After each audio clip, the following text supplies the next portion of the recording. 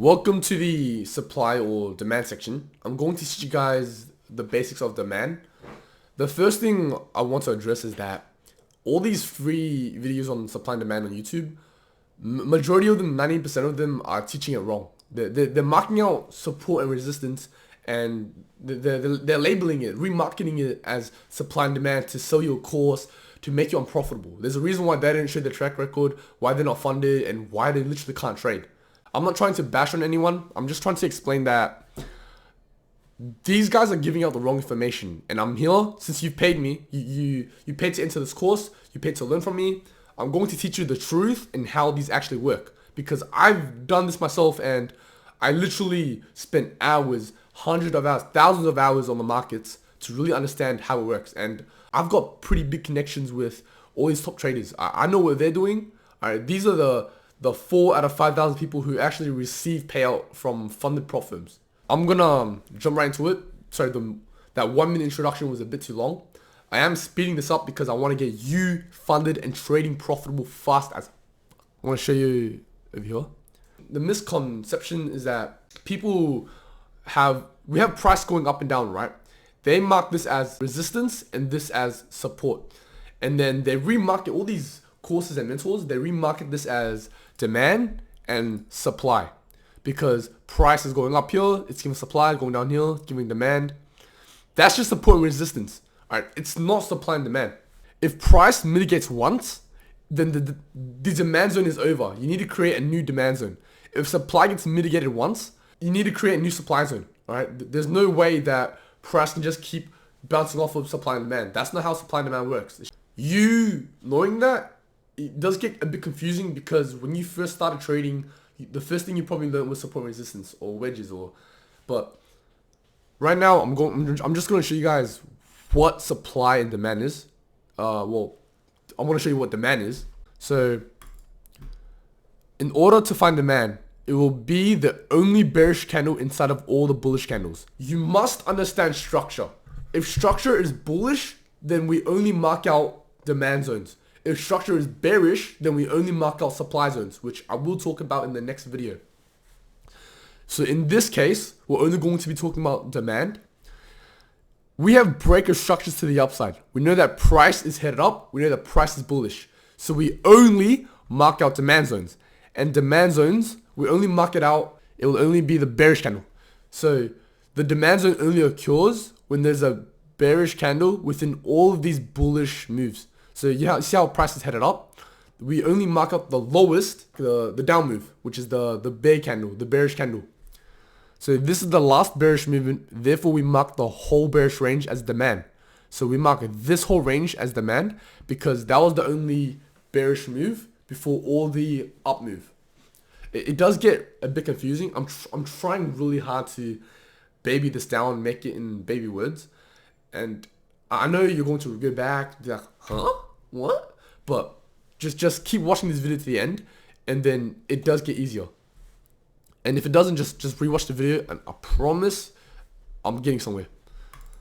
So the next slide, you see how I marked out the whole bearish move inside all this bullish movement. Price keeps hitting up, but I'm just only marking out the lowest, the bearish candle here. So price comes in, it reacts to our demand zone, and it rejects. So what I mean by this is there's a breaker structure, and then after a breaker structure occurs, right, price heads down. Why does it head down? Because it retraces back into a demand zone, and then it rejects, break structure again, comes down. Where does it come down to? A demand zone here. You see how it comes down? After the first mitigation, right, we mark out the new demand zone. So we don't just drag this demand zone out. We mark out the new demand zone starting from here, and then it ends here. So it further breaks structure for a bullish continuation, which is what I mean here. Breaker structure comes down here. Breaker structure comes down here. See how price is here? It will trace back down to this demand zone. I did mark that out. So price comes in, it reacts to our demand zone and rejects. It further breaks structure for a bullish continuation. We then mark out the new demand created from the new structure break, meaning that after there's a breaker structure, it leaves a new demand zone here. After the price reacts, it creates a new breaker structure here.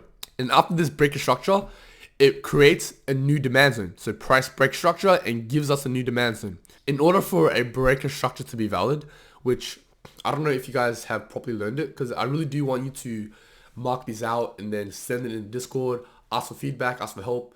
Because remember, you can't grow unless you take notes, you ask for help, and you get feedback. Even though it may be crucial feedback or get a little embarrassing, the questions might get embarrassing, we're here to help you.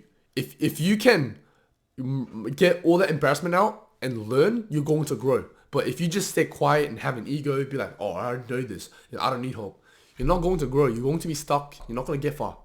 Just remember to ask questions. But leave that aside. When a breaker structure occurs, right, in order to see if it's valid or not, check if it reacts off a demand zone. So even here, right, we saw that there's a breaker structure. We can mark out this low and see if there was a demand zone. If there was a demand zone, then okay, the breaker structure is valid. But if there's no demand zone, then it's not valid. So what happens if you see a swing point getting broken, but there was no demand zone that it reacted off? That's where you learn a failed breaker structure or a FBOSS, which you will learn in the future. Don't get too stuck up on it or worried about it. And I know that, and I say this a lot, that what I'm teaching right now is a bit confusing. Trust me, it will all add up when you finish this whole course and rewatch the whole course 2 to 3 times, because everything will start aligning. Like for example, right, you didn't know that a breaker structure was valid until it reacted off a demand zone, but you didn't know what a demand zone was because it was later on in this course.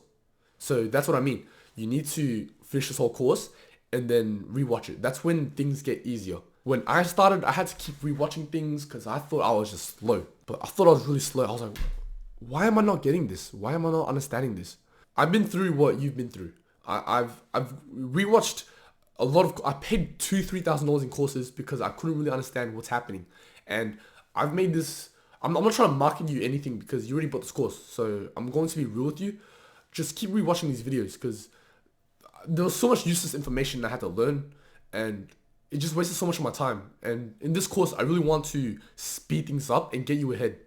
So that's why I'm telling you to rewatch the stuff when it does get confusing. But yeah, I'm gonna move on from that. I'm gonna go down to real examples.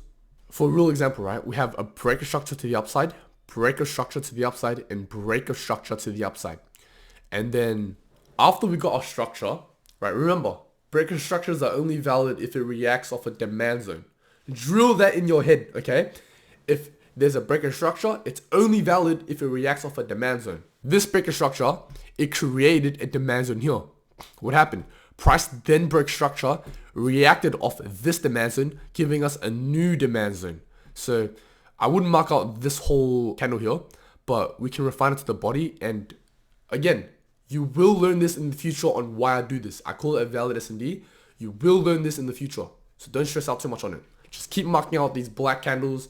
Mark out these black candles as your demand zone because, well, obviously you have copied my charts. Generally, it would be red candles. But if you copy my charts, then you understand that it's only good for psychology, your trading psychology. So that's why I'm going to talk in terms of gray, black, and white. This is the demand zone.